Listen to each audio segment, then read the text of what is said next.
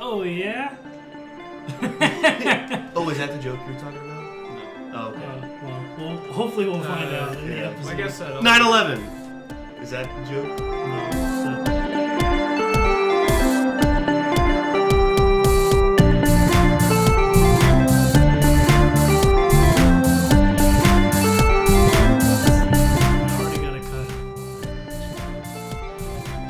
Howdy roundabout, all you shag goose egg boys, and welcome to another episode of podcast where we talk about things that don't really. But you know what? Soon enough. Well, we'll save that for later. Go ahead. what Jake just said is that this is the final episode, actual episode of the graduation series. We're going to have a little graduation special. But as far as reviewing movies, this is the last of the semester. And, you know, what better movie to end it on as our final destination of this season to be Final Destination. Yeah. That was not good. Hi, Kyle. How are you? I used to make all the little bitches come running around. Oh, yeah. Okay. If you know, you know. Hey. Yeah, he pointed at something that you can't read. We'll cut that out. What's in the box? Will we? Yeah, I don't know. Who's the one that's editing this? Okay. Check out our other channel, School Night Studios. Yeah. We're going to be making moves over there soon, guys, so, probably, I don't know. We got to talk about that. And check out my Nighthawk channel, which might be renamed to something else before you watch this. Yeah, for the other thing. I got a cartoon coming out. It's probably going to be out by the time you watch this, called Postman. And, it's like Post Malone, but he's a man. Fair enough. Hey. Anyway, movie. Final Destination. All right. Why did we choose this? This was you wanted to do this, right? Yeah. Or was it, okay. I wanted to do this too. Okay. And I got a lot to say about this movie, but let's. So okay, let's just All right, let's go. Let's just hop into the pre-cap. Yeah. Final Destination starts off with our homeboy main antagonist. His name is Alex, and he is a high school senior who is getting ready for his senior trip to Paris, France. And he's packing his bags, and like most rational people, you know, he's kind of scared about flying. And also, like most rational people, he tends to lean on, you know, small superstitions just to keep him comfortable. And one of those superstitions is keeping the tag from the last flight that he carried his luggage onto his luggage, because he's like, oh, well, that gives me a sense of security because that, you know, made it through one flight. And so, you know, if I take it to this flight, then that just means I'm going to be safe. And his mom's like, nope! And she rips it off. And so that kind of creates a domino effect of bad omens that he sees leading up to actually getting on the flight. And as soon as he gets to the airport, we see all these bad omens. For one, John Denver plays on the overhead radio. Not the song you want. Not the song you want, because John Denver apparently died on a plane crash. And is that real? Yes. Dang. It's said. And also, we meet all of the other characters. We have his best friend, Todd. And we have his rival kind of bully. His name is Carter. And then he has his girlfriend, I forget her name, Terry. And then we have this other guy named Billy. And then we have his teacher. And we have Clear Rivers, which is kind of his, will turn out to be his romantic interest. She is reading a book called Touring Paris, and in it is a picture of the car that Princess Diana died in, because she died in a car wreck. And there's a lot of other things going on, and everyone is kind of nervous about flying, but Alex is the one who is the most, animated about it. He's kind of shaking the whole time, and I think it's Carter, or it might have been Todd, who while they're boarding the plane, they see a baby crying, and then he says, "You got to be a fucked up god to strike down this plane." And then they see a man who is mentally disabled, and he's like, yeah, I really fucked up God. And which we'll get into that later. And what's really making him nervous is that they're about to board this flight in the middle of a thunderstorm. So obviously, you're going to be nervous as shit. Huh? I think I figured it out. What do you mean? The joke. What's the joke? Keep going. I don't think you did. Well, maybe not. We're not there yet. So anyway, they board the flight. Are we there yet? And they take off, and then already, things start to happen. They hit some heavy turbulence. The lights go out. There's a door in front of them that the dining table door in front of him breaks off, and he's like, oh no, I'm nervous. And then they get fucking struck by lightning, and fucking everybody is panicking, and then the left side of the plane rips off and then starts sucking people out, and then the plane explodes, and then Alex wakes up. It's a very brutal scene. It is, but in comparison to all of the other movies that came after this, they don't showcase everyone's individual death. They all just kind of die. And I kind of like that better. This one or the others? In this one. Okay. In this one. So the others, they yeah. show everything? Yes. Oh, okay. Yeah. So anyway, Alex wakes up, and he's like, whoa, what the fuck happened? Did I just envision this plane dying, this plane crashing? And immediately, he goes over to his seat, and he tries to open, the dining table thing, and he sees that the latch breaks, like it did in his vision. He's like, oh shit, I just prophesized everyone dying. And so, very calmly, he guides everybody, all of his classmates off the plane. He doesn't look like a terrorist at all. It's fine. And, Oh. What? Is that the joke? No, shut the fuck up. I just...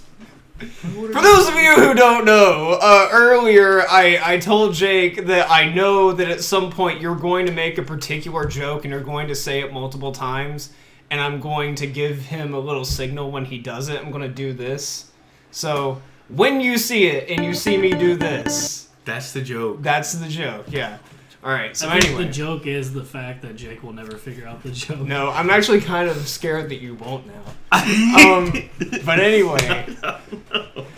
So anyway, they get off the plane, and, airplane security is kind of bothered that this kid is saying that the plane is going to explode. But the plane takes off anyway, and their French teacher stays on the plane, and the plane fucking explodes. And they're like, oh, this kid isn't crazy. He fucking planned that. And so that kind of falls into the rest of the movie, where he's trying to figure out why he could see everyone die before they die. And the FBI... Who, by the way, does anybody remember what the FBI's agents' names are? Death. What are you doing in my swamp? Shrek. Is that the joke? Yes. Hey! We figured it out. Yeah, so... Is that the words you thought Agent, I was gonna say? yes, Agent Wing and Agent Shrek. Ocean Man and Swamp Man. So anyway... I did it, guys. So anyway, FBI agents are quietly investigating behind the scenes. They go to the memorial. Everybody's kind of in shock, PTSD. And Alex is just, trying to get back to normal life by, reading some porno. But he can't do that because, he's still too bothered by the plane crash. His friend Todd freakishly dies by a freak accident. Essentially, a bunch of domino effect things happen while he's brushing his teeth, which lead him to strangling to death on a shower curtain. And it looks like a suicide, but it's not. It was a complete freak accident. And Alex shows up at the scene because he had a feeling that he was going to die. Clear shows up too because she feels some kind of, weird connection with Alex, and the FBI show up because, of course, someone who was involved in an investigation died, and the person that they were suspecting the most was there as well. So, they're really hard on Alex now, and so was Clear because she likes him. And so, from this point forward, Alex starts to feel like there is a pattern going on, and so he and Clear go over to the morgue, and they talk to the mortician as he is preparing Todd's body, and the mortician very blatantly threatens Alex that he cheated death, and that this is a game that you kind of don't want to play if you're trying to cheat him again, because you were supposed to die on that plane crash. Essentially, the mortician is Death. In the cast, he is credited as Death. He's a personification. Oh, really? Yes. Okay. And he shows up in all the movies. He's in every movie. Well, he only shows up as a voice in the fourth one. Oh, really? Yeah. Spoilers. Oh, sorry. Well, For those of you who don't know. long story short, the mortician is Death, but he does kind of challenge Alex to play this game. He does give him a clue. He tells him that this is all Death's design, which gives Alex a clue that there is a design between this, and if he can figure out the design, if he can figure out the pattern, then he can get around it the same way he did in the plane crash. So he pulls up the map of where everybody was sitting in the plane, and he notices that there is a pattern. That Todd died first, and in his vision, he was seated closest to the explosion. So it's kind of going in a diagonal pattern. What? And he discovers this. You might want to... Do you care about the Batman spoilers? I don't... Yeah. Okay. You do care? No, I don't care. So minor spoilers for the Batman. He figures out the pattern in a very URL Rada Alana style, where it's just like... He's just like there and he goes, "That's it." Yeah. So it's it just kind of clicks. This is the Batman solving mysteries. This is it. Yeah. And that's what happened. I will say it was a very quick jump to that conclusion, because literally, the mortician says the word design, and then Alex is like, design? That means if I figure it out, that I could beat it. And I'm like, whoa, hold the fuck up. It's not even like the way the pattern isn't even like a real pattern. No, it's just who was seated closest to the cockpit, which exploded. Yeah, that's all it is. But anyway, going from that order, he has a map that tells him who is going to be next, and if he is correct, then that means that his teacher is going to die next. And his teacher is very drowned in grief, because she has lived in this town her whole life, and she feels particularly guilty because she was supposed to go back on the plane. She wasn't supposed to stay with the students, the French teacher was. She was just an assistant. And she instead put him back on the plane, and he died, and she can't stand living in the same neighborhood where his family lives. And so, yeah, she's just wallowed with grief and paranoia. So is Alex, but he's kind of going about it in a different way. So she pours herself some vodka, and which, eventually leads to her to it dripping on her computer that is turned off. And it, shorts out and explodes, and the glass, get into her neck, and then she fucking dies, and her house burns down. And There's a big explosion. Alex tries to help her, and it ends up making it worse. And it very much sets himself up. He sets himself up to look like the murderer, when it was really just a freak accident. And so he runs out the house. And so now he's, really being questioned by the FBI.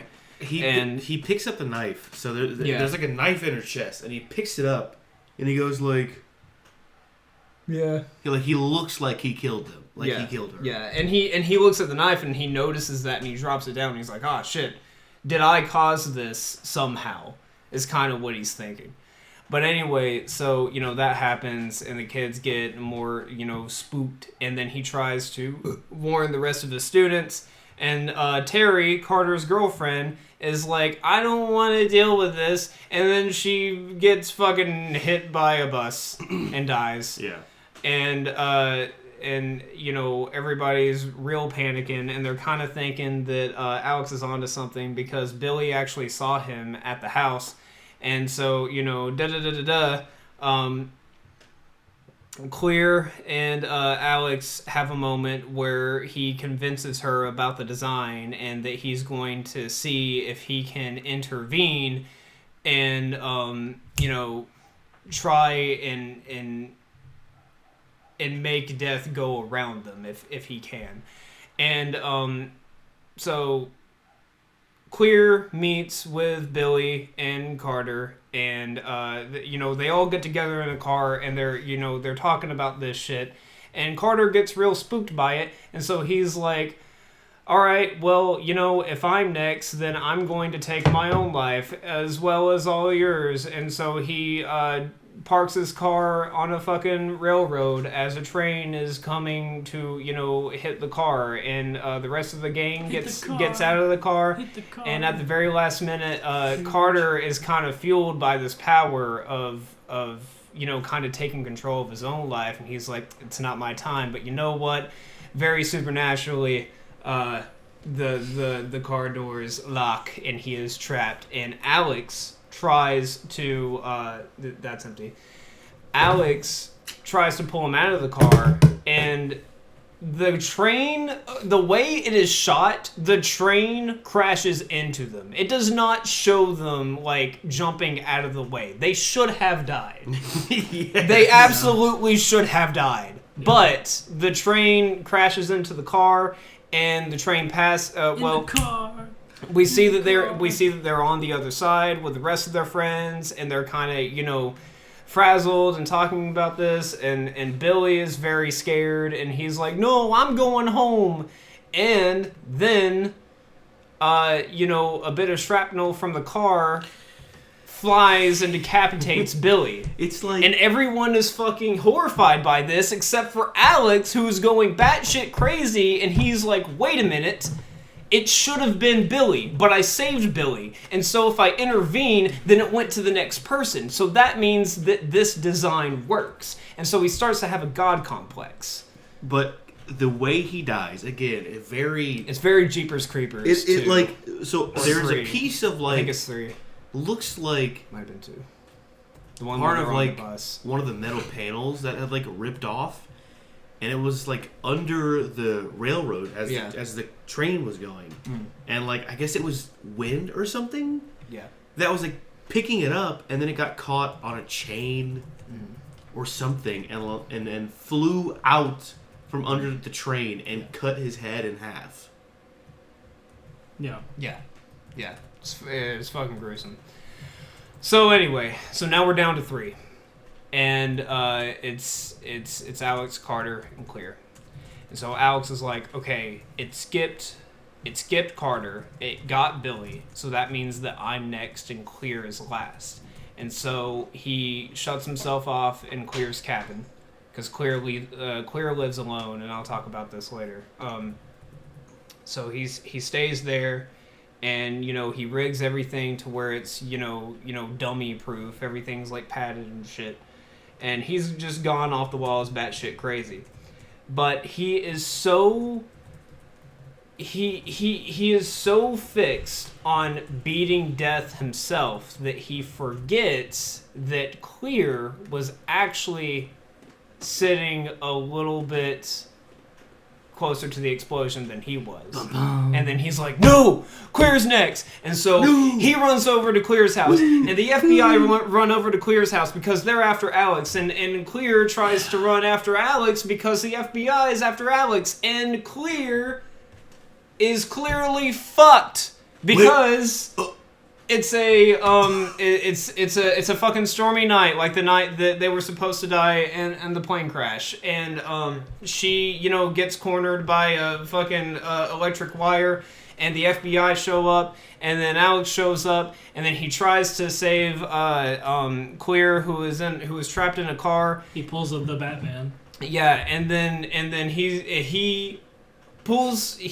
able to give Clear time to leave, and he tells her that I'm not going to let death beat both of us. And so he is ready to sacrifice himself for her, proving that he wasn't necessarily afraid of death, and I'll get to that later.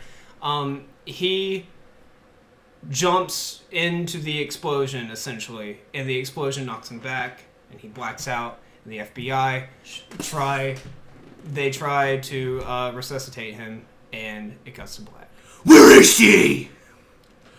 Rachel! Claire! Claire! Claire! Get it? Because electrocutions, Yeah. and then like... That's pretty funny. It's pretty funny. You just spit everywhere. Stop! Okay, we're gonna cut a bit of that out. No. 6 months later, Alex is alive, Ow! and he's with Clear. They're actually a couple now. Who has blonde hair? And Carter is now their best friend, and they're on a plane, and they've just landed in Paris, France. Which is crazy to me. And, well, it makes sense. Because now they have, kind of gotten closure to this. This is the final puzzle piece to all of this, Alex says. And, they're at a cafe down in Paris, and Platypus. And Paris the Platypus.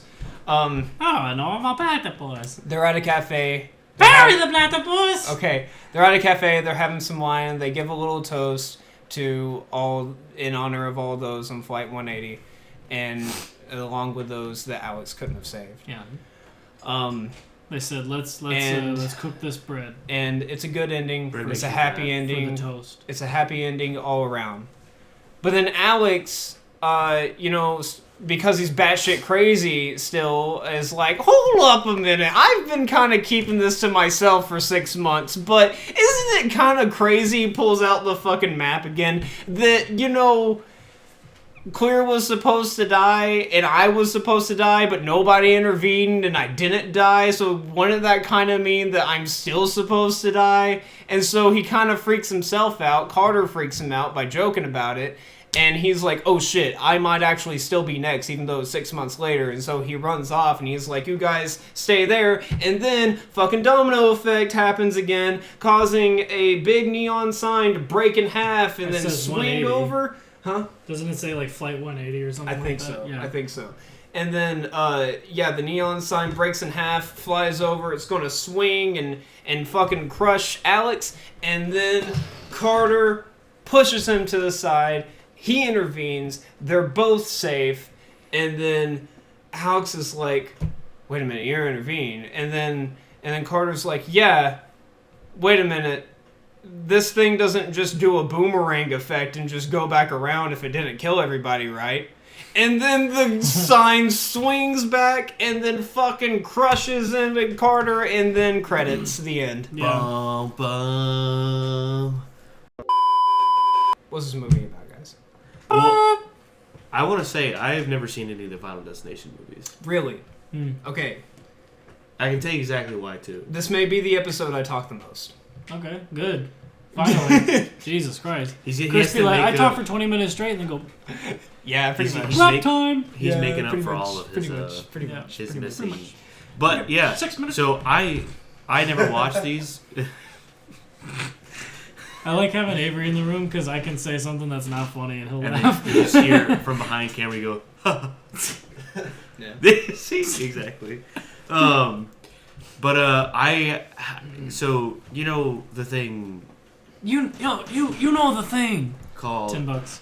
My Father. Irrational fears, right? Well, one of my fears, and I talked to Avery about this. Your last father night. is an irrational fear? Well, His father isn't a. Never mind. and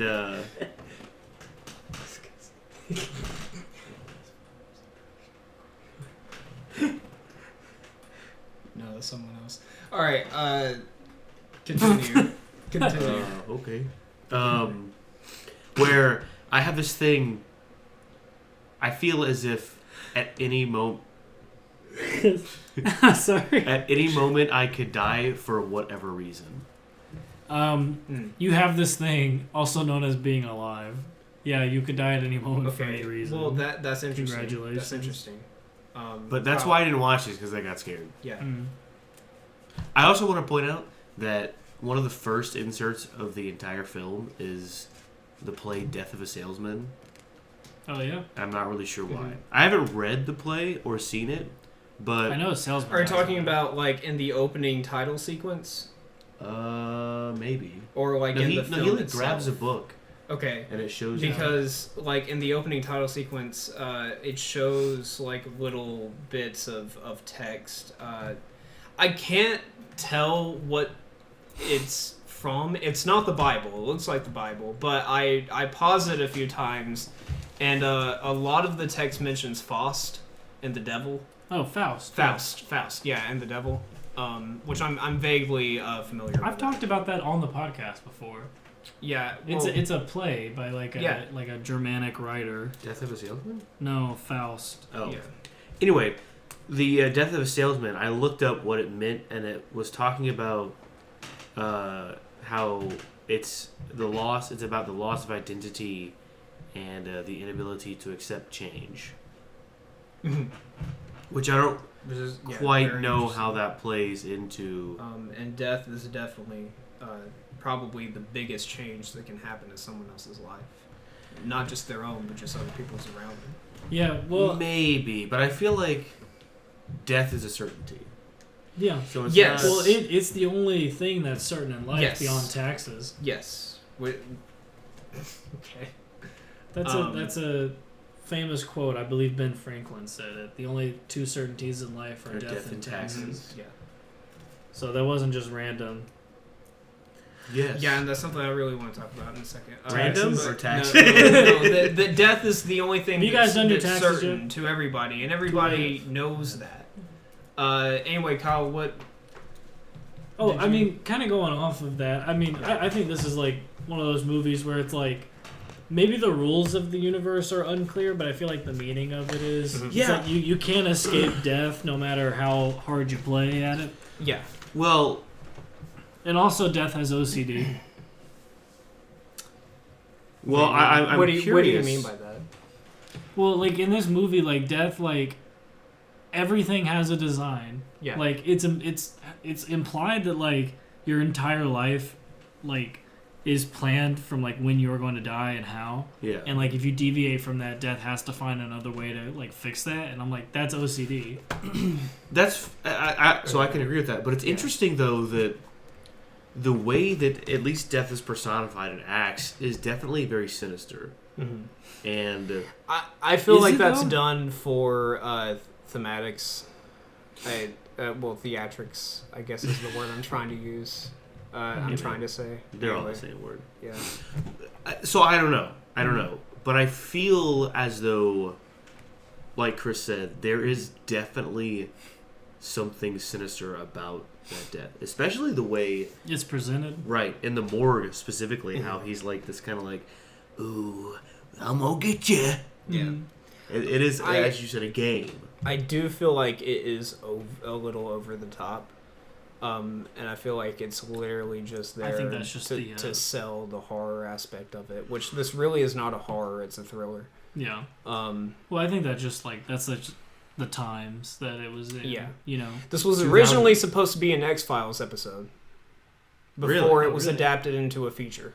I guess they thought that was too good a concept. They're like, Yeah. this could actually. Yeah, no, that's literally what happened. Yeah. Is the guy who wrote the spec script for the show, whoever he presented it to, was like, hey, make this into a feature, and he worked with, because it's a horror film, it's directed by what's his name, James Wong. James Wong. Yeah.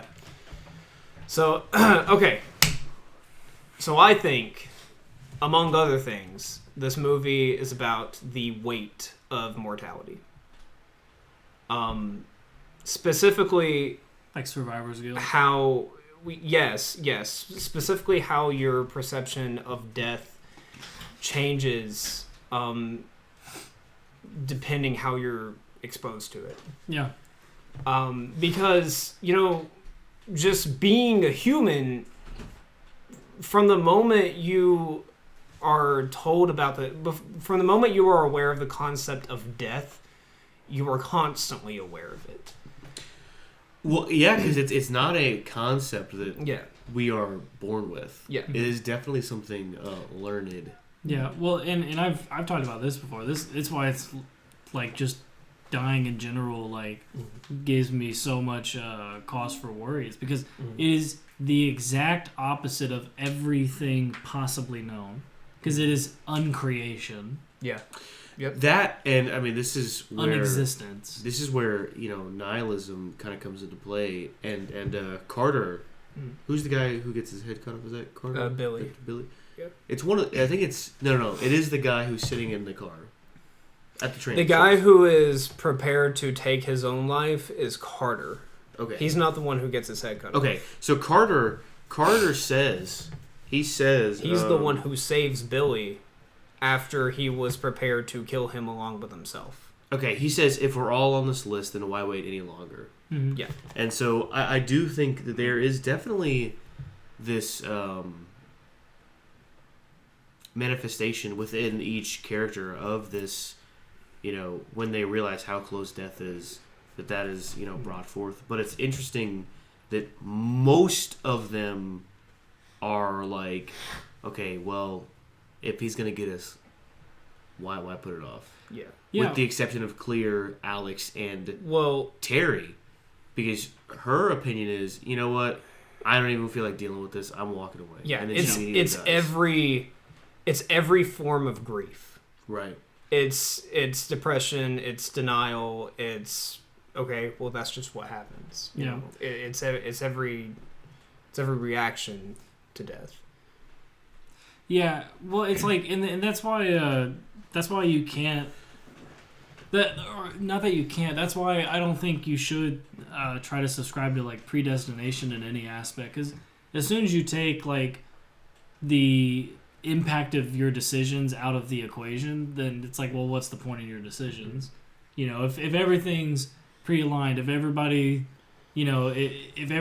is going from birth to head to a certain place, and no matter what they choose, it's all predetermined, then it's like, well, yeah, why live, really? I mean, well, check that out.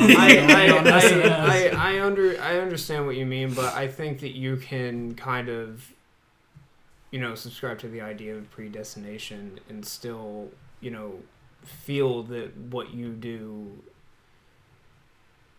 has a purpose. Not that you're just doing it because you were predestined to do it. I just think that it's, in my mind, predestination is more of of the security that that you are going to die at some point, and you can have security in knowing that it is going to happen at some point. But you're just not going to know exactly when it happens. Well, that's not predetermination. Yeah, that's just the reality of the situation. I didn't really explain that well. Yeah, but yeah. Well, because there are two forms of it. There's hard determinism, and then there's soft determinism, right? And I forget the explicit knowledge dictionary definition of it, but it's hard determinism is everything you do is predetermined, right? And I don't think you can live in that. You just can't, because you can't make choices.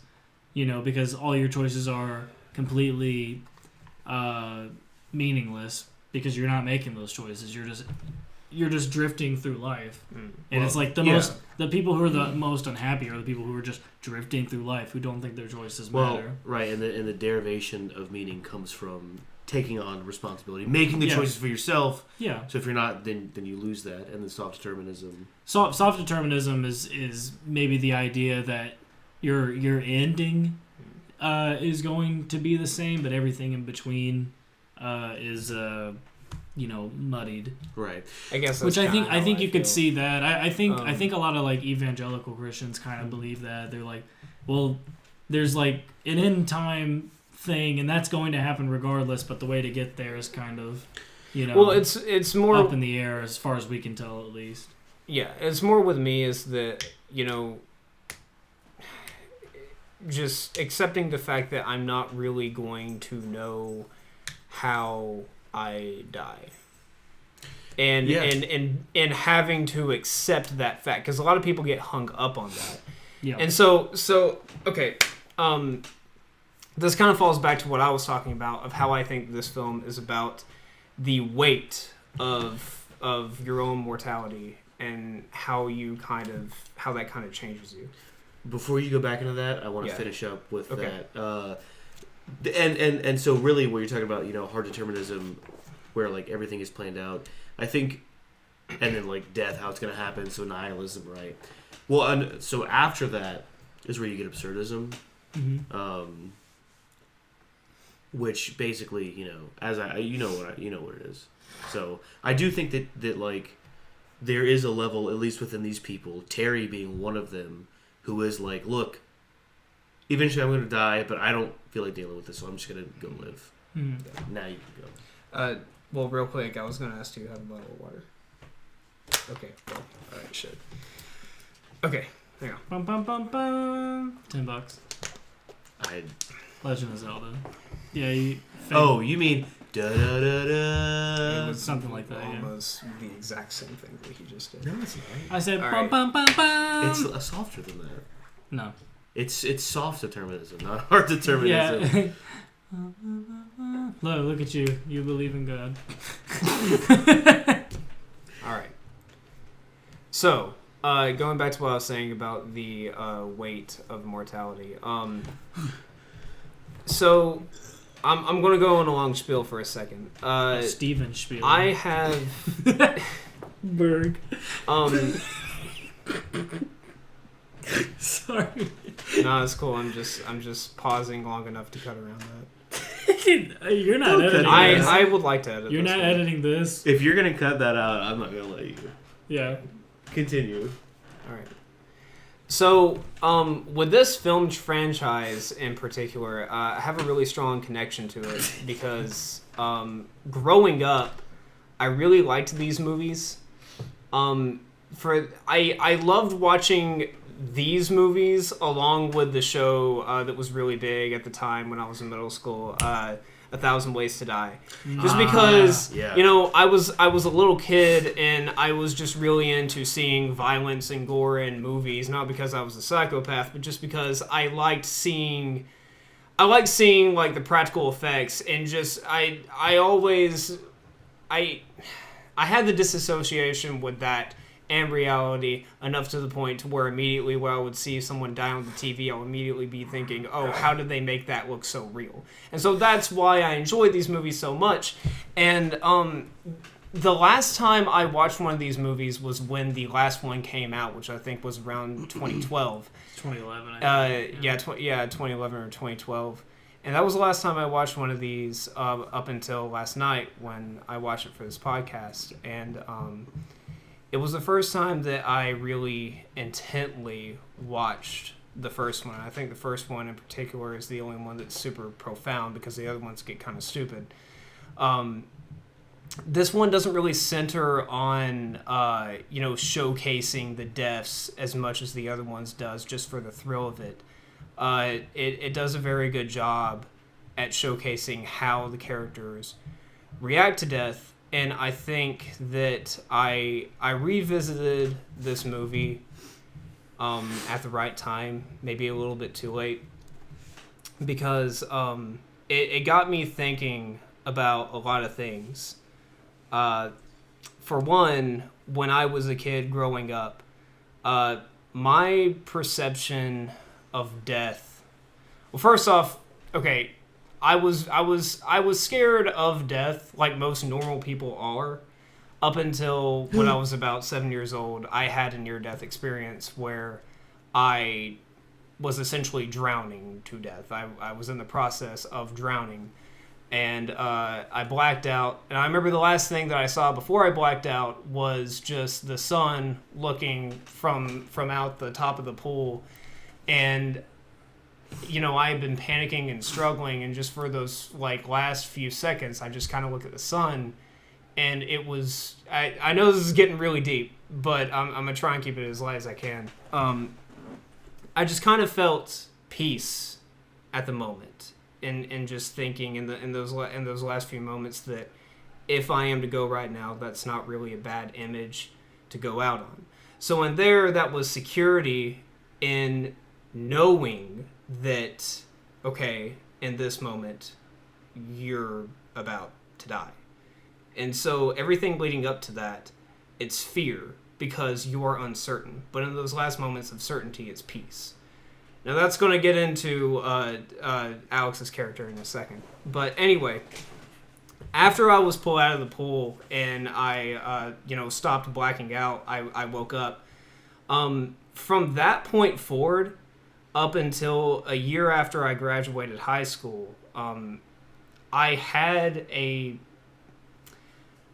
more secured perspective on death. I wasn't really afraid of it, not in a weird way. It was just more that it was weird. I was scared of death, but then when I experienced it for a second, I felt protected in a way. And that's kind of how Alex feels, because after he escapes it, he kind of feels like he's untouchable in a way. And that shit's real.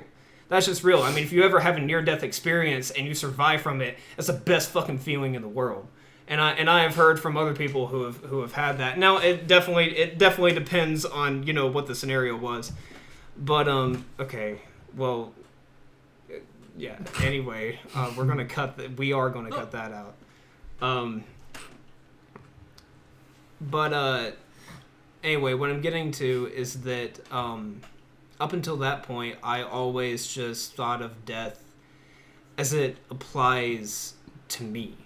And then I remember when I was in high school, I wasn't graduating, but it was graduation season. My mom told me a story, and I remember she was telling me this story as we were driving to someone else's high school graduation.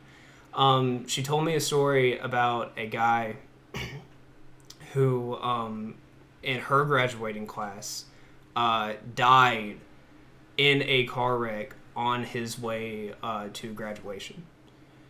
So it's the feeling that's kind of what this movie shows too. There's a line at the very beginning, I think, where Alex's dad says that you have your whole life ahead of you, and there's that fear in knowing and thinking, what if I don't? What if I'm I'm going to my graduation and I got all this time, but what if in 5 minutes all that time is gone? And I'm kind of going all over the place, but I swear I'm gonna pick the pieces back up in a second. But anyway, what was I gonna say? Also in the movie, Claire tells Alex. I think it's interesting that Claire's name is Clear, because she seems to have the most clarity with death, partially because she experienced death at a very young age. She tells the story to Alex about when she was 7, that her father went out just to a convenience store one day, and a man walks up behind him and says, "Don't turn around." And he just thinks it's one of his buddies playing a joke. And he does turn around. It turns out that it was a robber, and he shoots him in the head. And so anyway, yeah, it's just like freak. It's when death happens around you that you don't expect. It's like you are aware of death until it happens and you're not expecting it, and then you're just constantly expecting it. And then it just kind of puts you in this dread. And that's why I'm talking about the weight of mortality. It's just thinking that you have all this time, and then the moment you realize that you don't, whether it's time on this earth or time that you have with other people, it's the weight of knowing that you don't know when that's going to end. And to kind of wrap it up and to kind of connect with the story that my mom told me, even after she told me that story, I was like, wow, that's kind of crazy. I still couldn't really imagine dealing with that because, again, I still was kind of, going off this, feeling that, I'm kind of protected by death because, I experienced it, but I'm fine, so it's not really going to apply to me. And then I was doing good up until a year after I graduated. My best friend from high school died in a car wreck 12 hours before his graduation. And that's when the weight of mortality really fucking set with me, because it wasn't really the idea of dying. It was the idea of, time kind of taking somebody away and then thinking that you didn't do enough with that person. And so I feel like that is really what changes Alex's character, because at the beginning of the film, he's scared of death. He is scared to go on the plane. He is scared for himself. And then he has a near-death experience. He escapes it. He feels this power. But then he sees other people around him die. And he thinks that he's afraid that someone else is going to die and he is not going to be there to do everything that he can for that person. And so that is when, at the very end of the movie, he is able to essentially stare death in the face and save Clear, who he didn't even know when the movie started. So I say all this to say that death is scary and grief is natural. But if you let grief kind of consume you and tell you that you're not doing enough with your own life, or you're not doing enough to interact with people who are close to you, then I just kind of, I'm sorry. This got really deep. I'm gonna break the tension real quick. Yeah, this is a fucking deep movie. I mean, that's the thing, is that people think of the Final Destination movies and think that it's all fun because it is a thriller, and in a way it is fun. But especially the first movie, it's the topic about death and how that affects other people's lives, specifically the ones who were close to the people who did die. Well, the teacher lady. Yeah. So she was initially the one who was supposed to get back on the plane, like you said, but she sends the teacher on. So we have this main arc with her, where she's dealing with, like you said, Survivor's Guild, where she's like, it should have been me. I should have been the one on that plane. It should have been me. And like that's another aspect of that. I feel.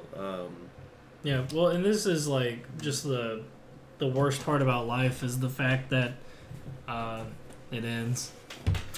Yeah, and this is why life is hard. Ultimately, it is. Well, everything is a struggle, right? And I mean, even just living, being alive, right? Dealing with other people. I would say though that the fact that life ends is what makes it valuable. Yeah. Well. And it's easy to confuse that and to get into a depression when you are grieving over somebody and thinking, well, there is no worth because it just ends. And I would argue, and it is very easy to get into that. And this is the last very deep thing that I will say. That same year that my best friend died before his graduation, within that same year, up until that point, I did not really deal with death of anybody else other than relatives who were just great-grandparents who had died of natural causes, in their, 80s to 90s. They lived a full life. I didn't really get hung up over that. But that same year that my best friend died,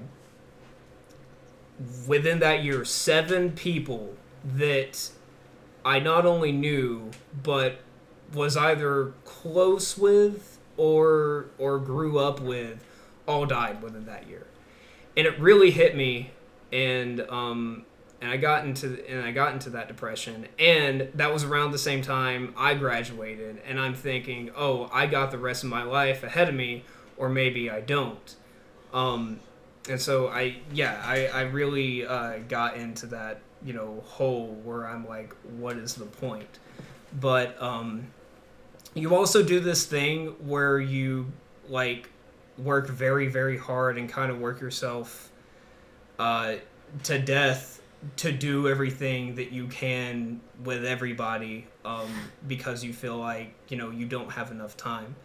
But I would say the best thing that you can do and the healthiest thing you can do, if you're going through grief, or if you're just going through a common existential crisis because death exists, the best thing you can do, and I know it sounds cheesy, is to allow yourself to live. And yeah. Okay, that's the end of my. Well, on that, this is where the idea of living in the now comes in, right? And so, I mean, Kyle is right on this. You do have to plan for the future, but I also think that you can't live necessarily to just try and achieve that future. This is a conversation for another time, but I do want to throw that out there. At least that's what my opinion is. Yeah. And Jake and I have talked about this a lot, and it's not that there's ever a discount of the present, because obviously, if your present sucks always, then it's like, well, shit, man, like that's not good, and you do have to live in those moments, I tend to take the route. This is just how my brain is hardwired. Softwired. Excuse me. Softwared. Soft food? Are you done? No. Are you gonna say what you're gonna say? Well, the way that my brain works is that it's geared on planning, on looking at the near future, the medium future, and then maybe long-term future. But I'm more so concerned with, like, let's say the next 6 months of my life and how that feeds into the next few years of my life. And I'm like, well, if I keep that in mind, I'll be all right, But but like Chris said, it's like when you have a near-death experience, or when someone in your family dies, or you almost die, or something like that happens. It does give you cause to say, there are multiple responses, but there's the response of, well, nothing matters because I'm gonna die, or maybe it's, wow, if everybody's gonna die, I need to make sure that I use my time wisely. And that's the thing about the universe, baby, is that even though it's infinite, it's still finite, just like your life. It has infinite capacity, but it's still finite.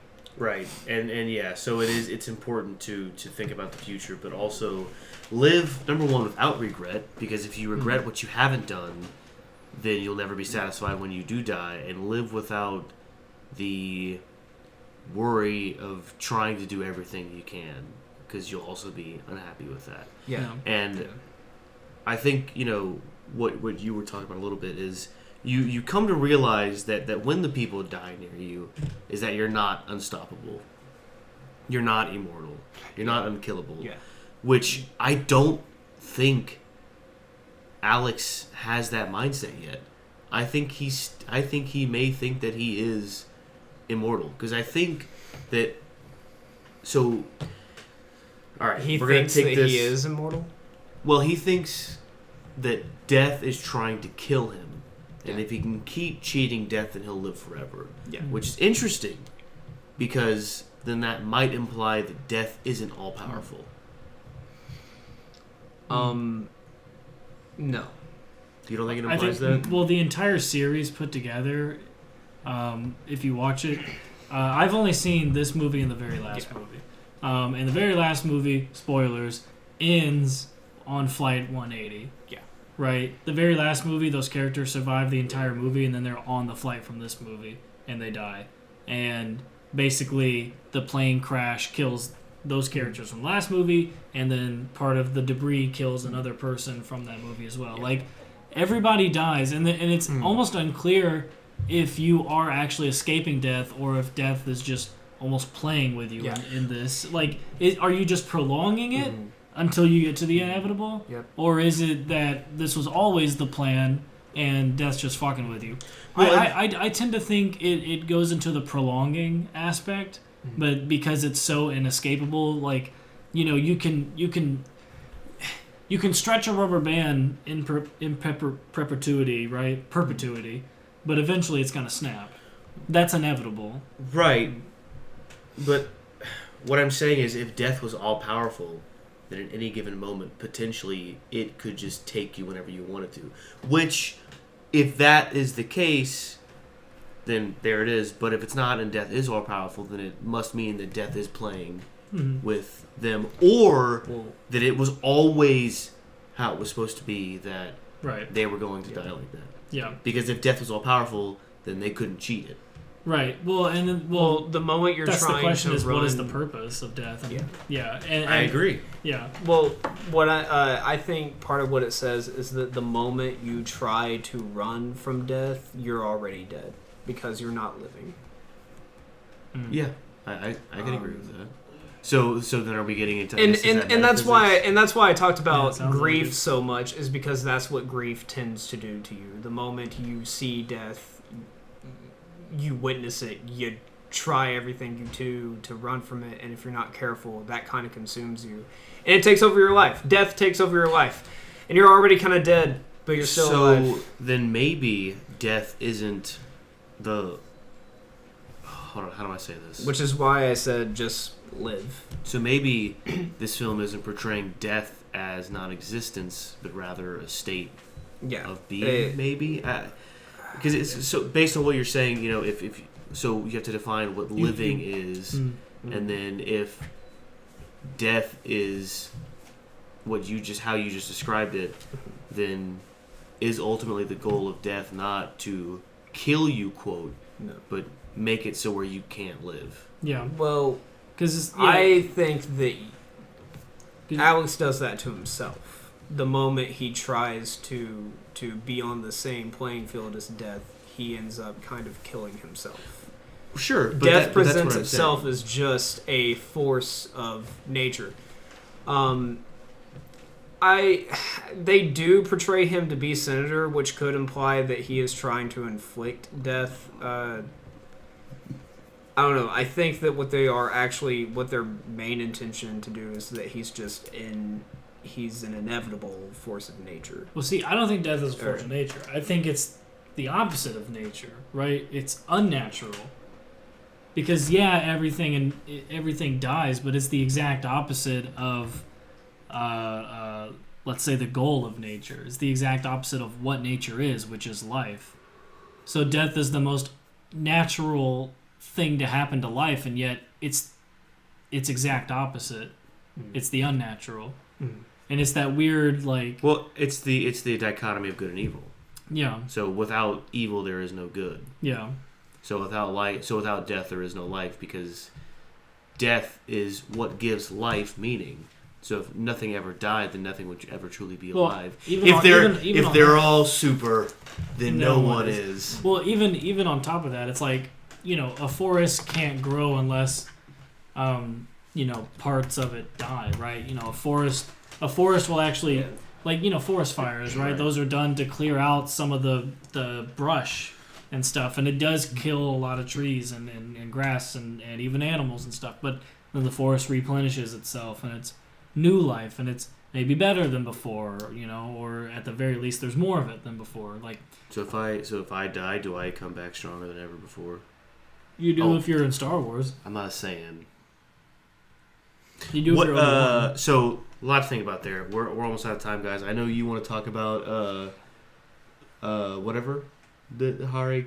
I'll let you. The reason we're talking about the reason I was going to bring up Hare Krishna, which full disclosure, I don't really know anything about it, but at the beginning of the movie, right before Alex goes on the flight, there is a man who hands him a pamphlet, and he tells him that there is life after death, and it is a pamphlet that is it is titled The Magazine of the Hare Krishna Movement.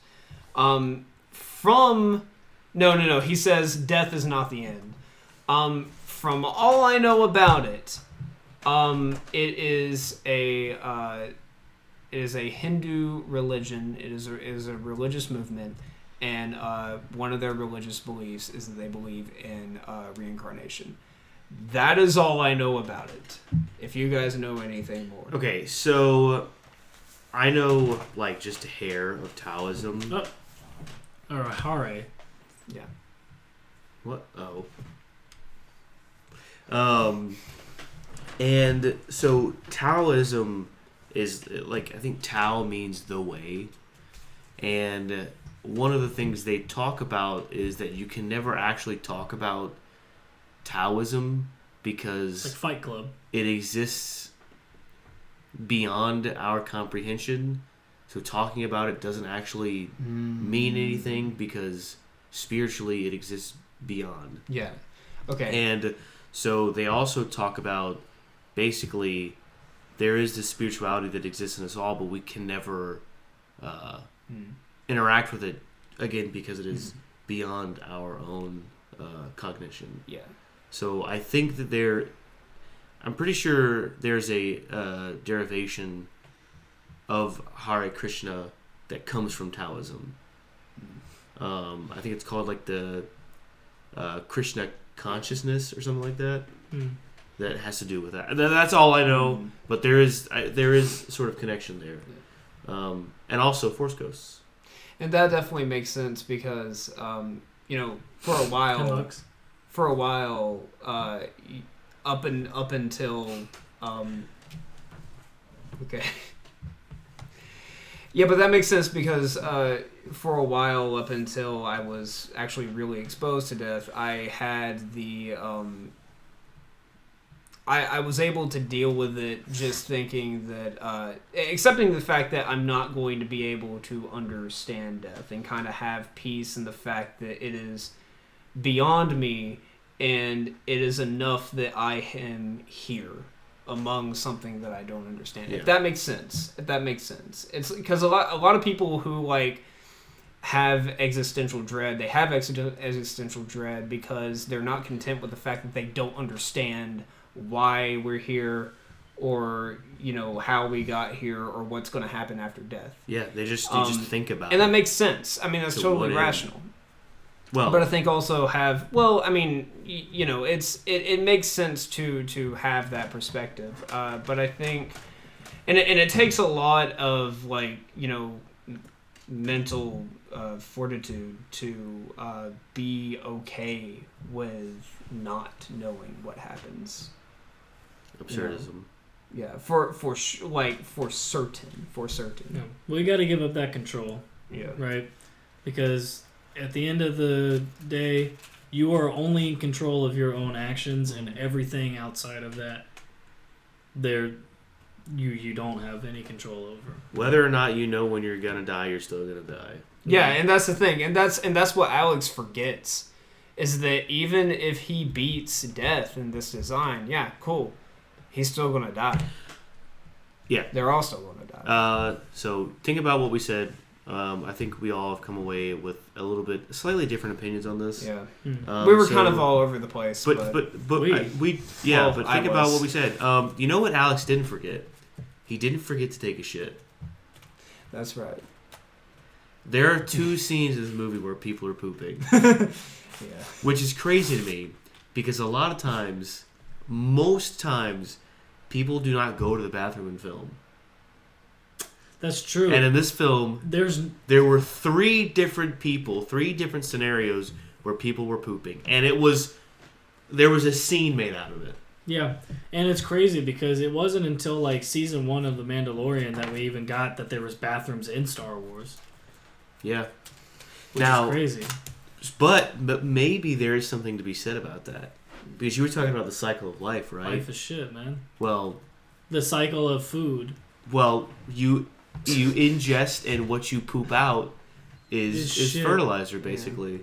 Yeah. It's to give new life. Yeah. So maybe there is something there. Yeah. Are we wanting to do a rap, or is that kind of disrespectful to what we've been talking about? No, I say we do a rap. Okay. Well, one more thing I want to say is this was produced by New Line Cinema, and for those of you who don't know... Spy Kids! New Line Cinema also produced the 1990 Teenage Mutant Ninja Turtles movie. They produced almost every fucking movie that exists in the 90s and that is an awesome movie. So, yeah. Do you guys behind the camera have anything to say about death? No. No. Do we not get to? We don't have time. Sorry, guys. Anyway, 6 out of 10. Yo, New Line Cinema produced Austin Powers 2. Yo. The Spy Who Shagged Me? Yeah. I kind of knew that. Yeah. Anyways, he said 6. Oh, they also did Magnolia. Fuck off. All right. He said 6 out of 10. Magnolia sucks. I hate that movie. I think I'll go 7.5 out of 10. I liked it. It's got a little bit of camp in there, and I feel like they could have gone more into. I think they could have gone more into it. You know? I would say 7.5 as well. I think there are some things that they did just to do, but overall, this was a surprisingly profound film from what I remember it being. Oh, Lord of the Rings, they did those. Okay, that makes sense. All right, cool. Are we ready for? This is for the final. Well, all right. Well, we'll see. We'll see. We'll see if this is the. Maybe final this wrap. is the final wrap. Who knows? It might be. I might die after this. Did you not like that joke? I didn't do that. I thought about doing it. But it doesn't matter. I already did it. Hey. I didn't prepare anything. Hey. All right. Baby, why the hesitation?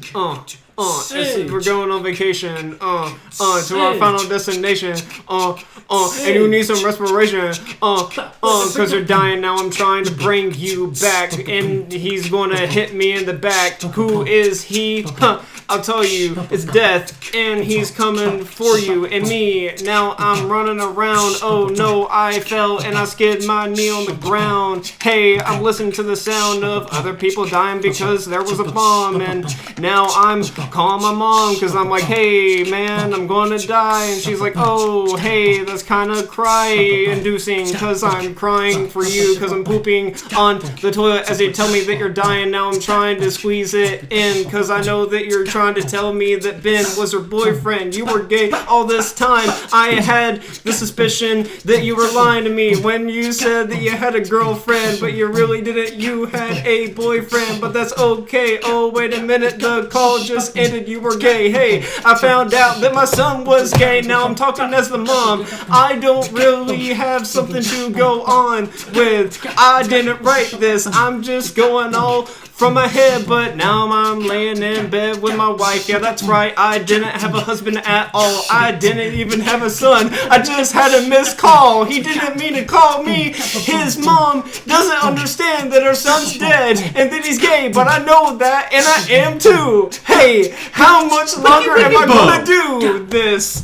Final Destination 6, TBA. Stout and Saurkraut. Holy shit! Stout and Saurkraut.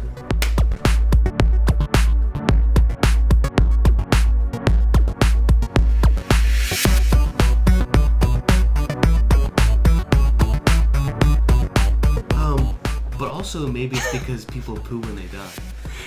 It's true. Have you not seen fucking the one with Ewan McGregor? Trainspotting? No, Ewan McGregor. Tim Burton. Big Fish. The guy dies on the toilet when he sees the witch's eye. Nailed it. $10. I haven't. But I do know when Chef dies in South Park that he poops a lot. It's true. Cut. Also, Bad Grandpa. Oh, cut. But he didn't die. Cut.